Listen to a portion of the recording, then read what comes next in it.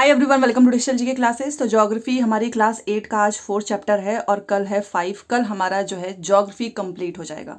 तो हिस्ट्री हमारा बहुत पहले कंप्लीट हो चुकी है पूरी एनसीईआरटी। ज्योग्राफी भी आपका 6, 7, 8 ये कल लास्ट ही है। और पॉलिटी बहुत ही छोटा ही है, वो भी आपका 1 वीक में कंप्लीट हो जाएगा। तो आपका जो है सारी एनसीईआरटी की थ्योरी हमने कर ली है। बाकी जिन लोगों को भी मेरा नोट्स मिला है, पेड नोट्स, तो प्लीज़ आप उसे रिविज़न करते रहें। एंड हिस्ट्री का मैंने बहुत पहले दे दिया था। ज्योग्राफी पॉलिटी आपको कल मिल जाएगा। पूरा अच्छे से कस्टमाइज नोट्स है। रिवीजन बार बार करोगे तो आपका इस बार सीटेट का पेपर 2 बहुत अच्छे नंबर से पास होगा। खास तौर पे सोशल साइंस में आप अच्छा नंबर अचीव करोगे। तो चलिए स्टार्ट करते हैं। पहली बार आए हैं तो चैनल को सब्सक्राइब करके प्लीज़ वीडियो को लाइक कर दीजिएगा। और जिन लोगों ने नोट्स ले लिया था हिस्ट्री का, तो प्लीज़ आप मुझे कॉमेंट करके बताना कि आपको कितना फ़ायदा मिला है। ठीक है, देखिए आज का जो है ये उद्योग है और इस उद्योग में से कुछ कुछ ही टॉपिक्स जो हैं जो कि पूछता है और केवल वही आपको भी पढ़ना है। ठीक है, सबसे पहले तो उद्योग का संबंध आर्थिक गतिविधि से है जो कि वस्तुओं के उत्पादन, खनिजों के निष्कर्षण और सेवाओं की व्यवस्था से संबंधित है। ठीक है, जैसे कि लोहा इस्पात इसके उत्पादन से संबंधित है। कोयला खनन जो है कोयले को धरती से निकालने से संबंधित है। पर्यटन सेवा देने से संबंधित है। ये सब क्या है? ये उद्योग ही है। अब इसको बांटा गया है कच्चा माल, आकार और स्वामित्व के आधार पर। तो आपको ये तीनों चीजें पढ़नी है। अगर हम देखें उद्योग का वर्गीकरण, तो जो इसमें कच्चा माल है, तो कच्चे माल के उपयोग के आधार पर उद्योग कृषि आधारित, खनिज आधारित, समुद्र आधारित और वन आधारित हो सकते हैं। आपको जो भी लोग भी नोट्स बना रहे होंगे, अगर आप खुद से बना रहे हो वेल एंड गुड, नहीं बना रहे हो तो अगर आप मेरे नोट्स भी लोगे तो केवल आपको पॉइंट वाइज ही चीजें मिलेंगी। अब ये ऊपर की चीजें जो लोग नोट्स बना रहे होंगे अपना खुद से, तो ये सारी चीजें नहीं पूछी जाएंगी। ठीक है, तो यहाँ पर आपने देखा कि जब हम लोगों ने उद्योग में कच्चा माल से रिलेटेड देखा, तो जिसमें हमारा कृषि, खनिज, समुद्र, वन, ये सारी चीजें आ गई। ठीक है, मतलब कच्चे माल के उपयोग के आधार पर। अब इसमें आकार और स्वामित्व तो भी आपको देखना होगा। ठीक है, बट कच्चे माल में आपने देखा कि हमने बात किया है कृषि की, खनिज की, समुद्र की और वन की। तो आखिर में ये क्या है, पहले इनके बारे में पढ़ेंगे। ठीक है, तो देखो अगर कृषि से रिलेटेड, तो कच्चे माल के रूप में वनस्पति जंतु आधारित उत्पादों का उपयोग करते हैं। खाद्य संसाधन, वनस्पति तेल, कॉटन के जो कपड़े हैं, डेयरी हो गया, चर्म उद्योग, कृषि आधारित उद्योग के उदाहरण हैं।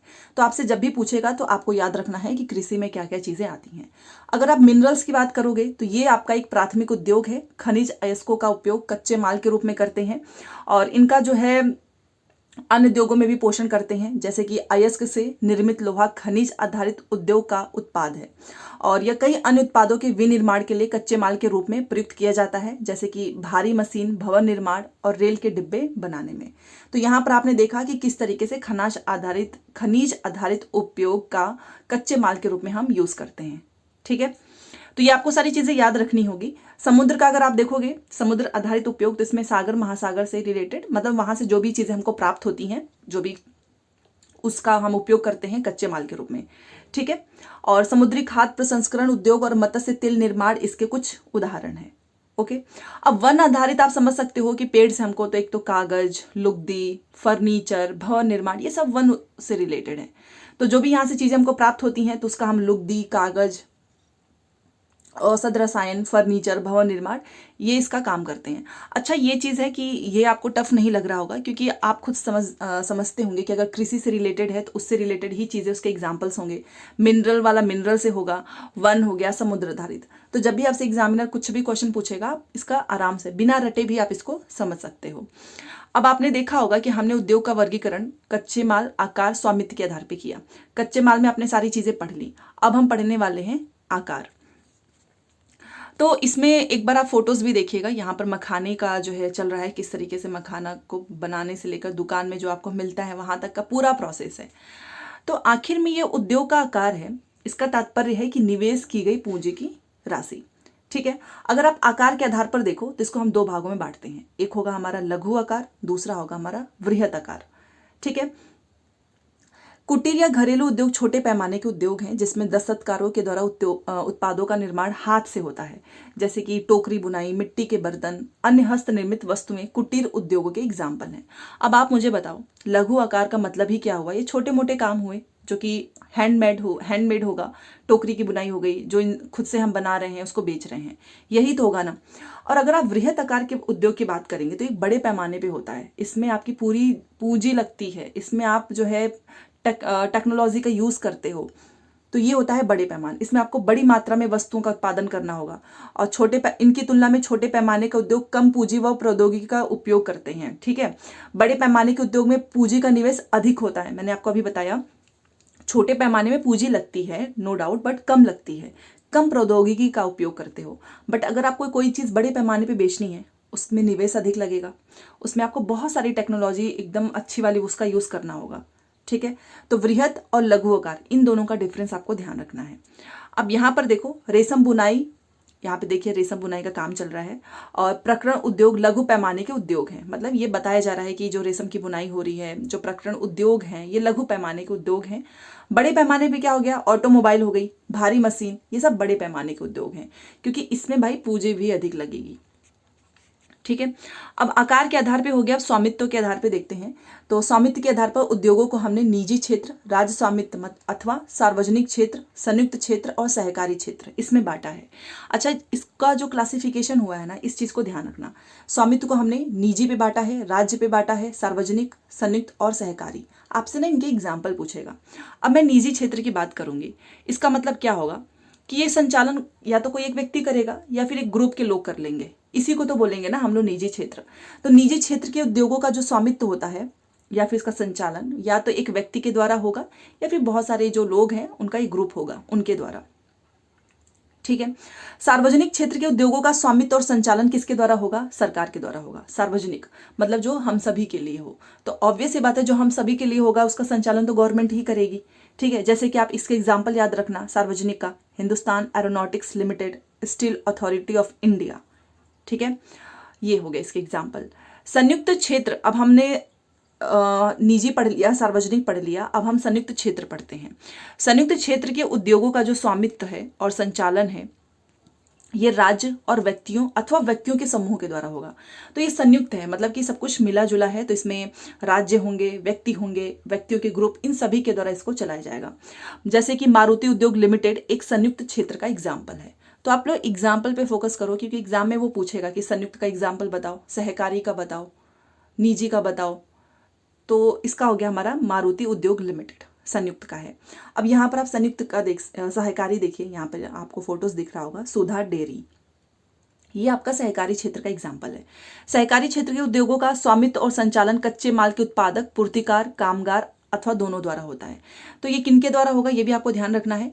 ये कच्चे माल के जो उत्पादक होंगे या फिर जिसको हम पूर्तिकार बोलते हैं, जो कामगार हैं, या फिर इन दोनों के द्वारा मिलकर इसका जो है संचालन होता है।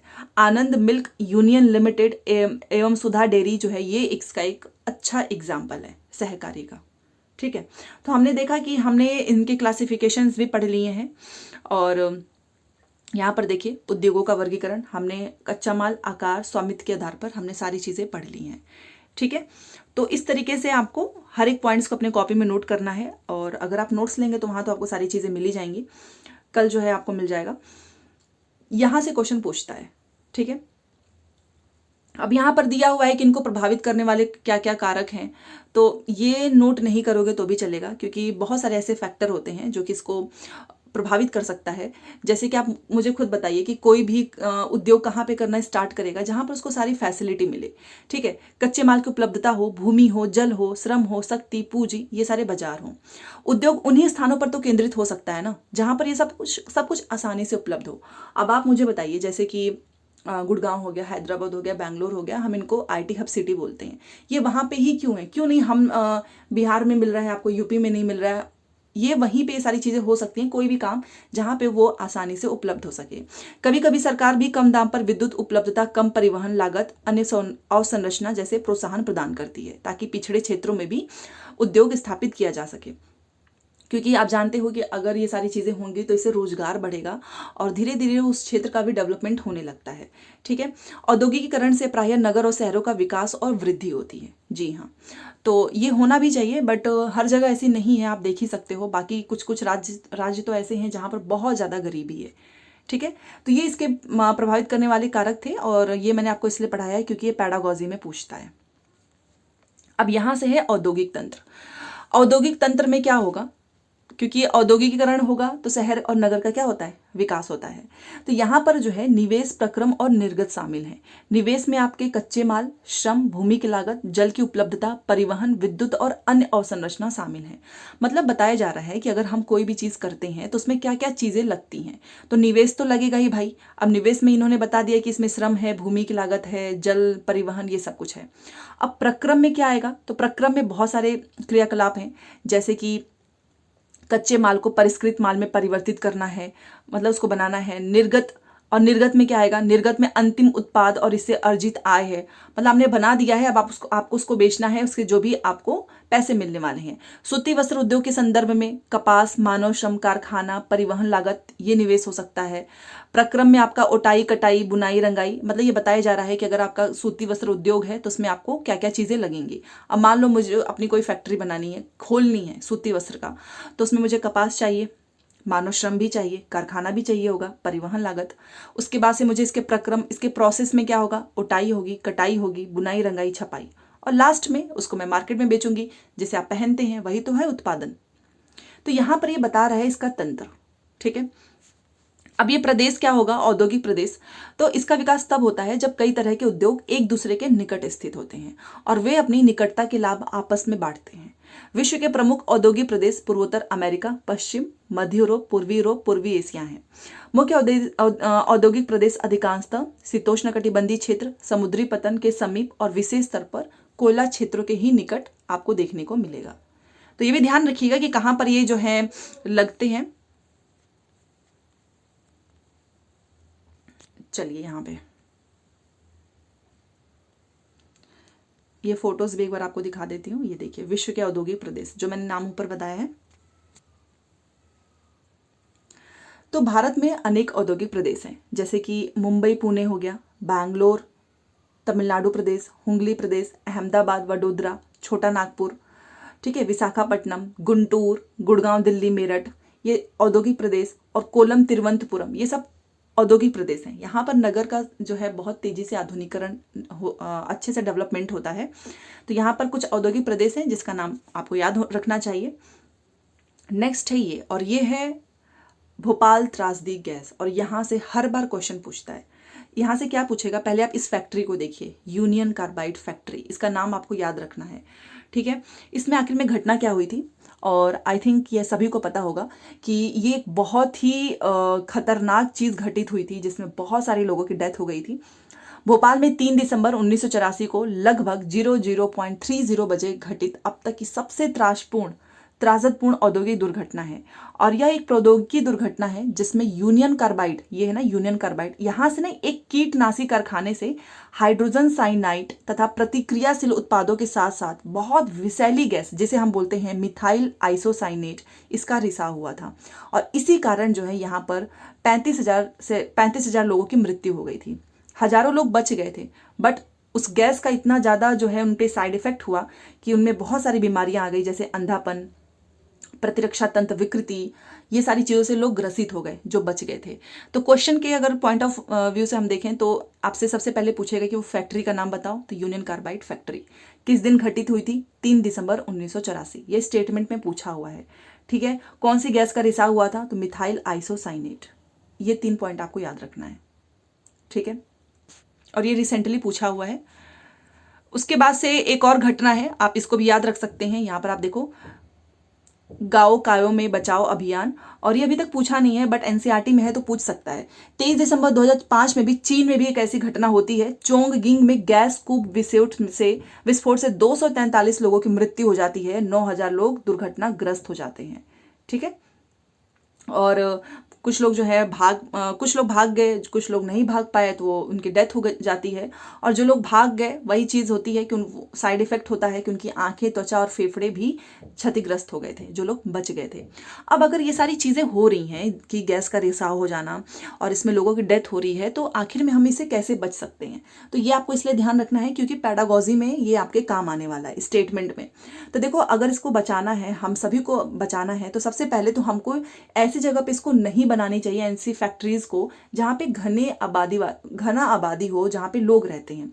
घने बसे आवासीय क्षेत्रों को औद्योगिक क्षेत्रों से बहुत दूर रखना चाहिए, ताकि अगर कभी ऐसी गलती से भी किसी गैस का रिसाव हो तो ये लोगों को जो है लोगों का पे इसका असर ना हो। ठीक है। दूसरा है कि उद्योग के समीप बसने वाले लोगों को दुर्घटना होने की स्थिति में विषैले या फिर खतरनाक पदार्थों के संग्रहण और उनके जो संभव प्रभाव है उसका ज्ञान होना चाहिए, लोगों को बताना चाहिए, जागरूक करना चाहिए।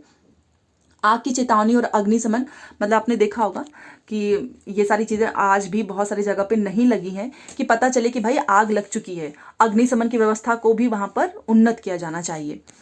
विषैले पदार्थों के भंडारण क्षमता की सीमा होनी चाहिए और उद्योगों में प्रदूषण नियंत्रण के उपाय को भी उन्नत किया जाना चाहिए। तो ये है इससे बचने के उपाय। अगला यहाँ पर आप देख सकते हैं कि उभरते हुए उद्योग सनराइज उद्योग के नाम से भी जाने जाते हैं। इसमें सूचना प्रौद्योगिकी, स्वास्थ्य लाभ, सत्कार तथा ज्ञान से संबंधित उद्योग शामिल हैं। ये पूछा गया है सनराइज, इसलिए मैंने यहाँ पर इसको लिखा हुआ है। ठीक है, चलिए अब ये देखिए प्रमुख उद्योगों का वितरण। तो बहुत सारे उद्योग हैं जैसे कि लोहा इस्पात, सूती और सूचना प्रौद्योगिकी, आईटी हम जिसे बोलते हैं।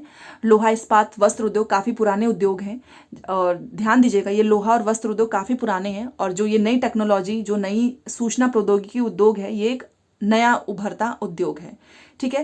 वे देश जिसमें लोहा इस्पात उद्योग अवस्थित हैं जैसे कि जर्मनी, संयुक्त राज्य अमेरिका, चीन, जापान और रूस हैं। वस्त्र उद्योग भारत, हांगकांग, दक्षिण कोरिया, जापान और ताइवान में संकेंद्रित हैं। सूचना प्रौद्योगिकी उद्योग के मुख्य केंद्र मध्यवर्ती कैलिफोर्निया के सिलिकॉन घाटी में और भारत के बेंगलुरु प्रदेश में है। ठीक है। प्रगलन भी आपको ध्यान रखना है कि यह एक ऐसी प्रक्रिया है जिसमें धातुओं को उसके अयस्कों द्वारा गलनांक बिंदु से अधिक तपाकर निष्कर्षित करते हैं। तो ये हमने देख लिया। बाकी लोहा इस्पात उद्योग भी देख लेते हैं। इसके बनने की विधि आपको नहीं पढ़नी है, बस थोड़ा सा इसमें पता होना चाहिए कि अन्य उद्योगों की तरह लोहा इस्पात भी में बहुत से निवेश, प्रक्रम और निर्गत होते हैं। जैसे कि ये एक पोषक उद्योग है जिसके उत्पाद अन्य उद्योगों के लिए कच्चे माल के रूप में प्रयुक्त होते हैं। उद्योग के लिए निवेश में श्रम, पूंजी, स्थान और अन्य अवसंरचना के साथ साथ लौह अयस्क, कोयला, चूना पत्थर कच्चे माल के रूप में सम्मिलित है। लौह अयस्क से इस्पात निर्माण की प्रक्रिया में कई चरण शामिल होते हैं। ठीक है। तो ये यहाँ पे बताया जा रहा है कि किस तरीके से इसको बनाते हैं। तो ये आपसे नहीं पूछेगा बनाने का प्रोसेस। सेम चीज़ यहाँ पर ये देखिए, ये पूरा इसको बनाने का प्रोसेस दिया गया है कि किस तरीके से हम इसमें मिक्सचर को मिक्स करते हैं, बनाते हैं। ठीक है। तो ये आपसे वैसे भी नहीं पूछेगा, तो प्लीज़ जो लोग नोट्स बना रहे होंगे आप इसको मत पढ़ लेना, क्योंकि यहाँ से एक भी क्वेश्चन नहीं आएगा। अब कुछ इस्पात उद्योग केंद्र ये आपसे पूछेगा, और ये पूछा हुआ है। आपको सभी महत्वपूर्ण इस्पात उत्पादक केंद्र के नाम याद रखने हैं। सबसे पहले ये भारत के हैं, इसलिए भिलाई, दुर्गापुर, बर्नपुर, जमशेदपुर, राउरकेला, बोकारो, ये एक ही प्रदेश में स्थित हैं, जो कि 4 राज्यों में फैले हुए हैं। कौन कौन से 4 जो है राज्य हैं वो हैं पश्चिम बंगाल, झारखंड, उड़ीसा और छत्तीसगढ़। भद्रावती और विजयनगर कर्नाटक में। अब ये पूछता है ऐसे कि भद्रावती और विजयनगर कहाँ पे हैं, तो कर्नाटक में है। विशाखापट्टनम आंध्र प्रदेश में है। ये सलेम वाला भी पूछा था, ये तमिलनाडु में है। ये क्या है, ये इस्पात के केंद्र हैं जो कि स्थानीय संसाधनों का उपयोग कर रहे हैं। तो ये मोस्ट इंपॉर्टेंट है, इसको नोट कर लेना। ठीक है। अब जमशेदपुर तो सभी को पता होगा कि 1947 से पूर्व भारत में केवल एक ही इस्पात का कारखाना था, जिसे हम बोलते हैं TISCO, Tata iron and steel company limited. ये निजी स्वामित्व में था। फिर स्वतंत्रता आफ्टर जो है इंडिपेंडेंस, इसके पश्चात सरकार ने यह कार्य अपने हाथ में ले लिया और बहुत सारे ऐसे इस्पात जो है संयंत्र स्थापित किए, जैसे कि झारखंड में स्वर्ण रेखा और खरगई नदियों के संगम के समीप साकची में सन 1907 में टिस्को की शुरुआत की गई थी। तो ये आपको ध्यान रखना है कि कब हुआ था, 1907 में। बाद में इसका नाम बदलकर जमशेदपुर रखा गया था। भौगोलिक रूप से जमशेदपुर देश में लोहा इस्पात केंद्र के रूप में सर्वाधिक सुविधाजनक स्थान पर है। तो यहाँ से फैक्ट वाली चीजें पूछेगा, तो आप इसका ध्यान रखना। जो चीजें मैं आपको बोल रही हूँ उसको जरूर नोट कर लेना अपनी कॉपी में। ठीक है। तो बस यहाँ पर आपको याद रखना है कि कब इसकी शुरुआत हुई थी, फिर इसका नाम क्या था पहले। ठीक है। और ये एक इस्पात का कारखाना था 1947 से पूर्व भारत में। ठीक है। और टिस्को का फुल फॉर्म भी याद रखिएगा, Tata iron and steel company limited. तो चलिए बस ये आज की क्लास थी। और यहाँ पर फिर वही चीज़ें बताई जा रही हैं कि क्या क्या कारण थे इसको स्थापित करने के, और यह स्थान बंगाल नागपुर रेल मार्ग पर कालीमाटी स्टेशन से इतनी दूरी पे है, ये आपको बिल्कुल भी नहीं याद रखना है। यह स्थान लौह कोयला और मैग्नीज के साथ साथ कोलकाता के निकट भी था, जहां विशाल बाजार उपलब्ध था।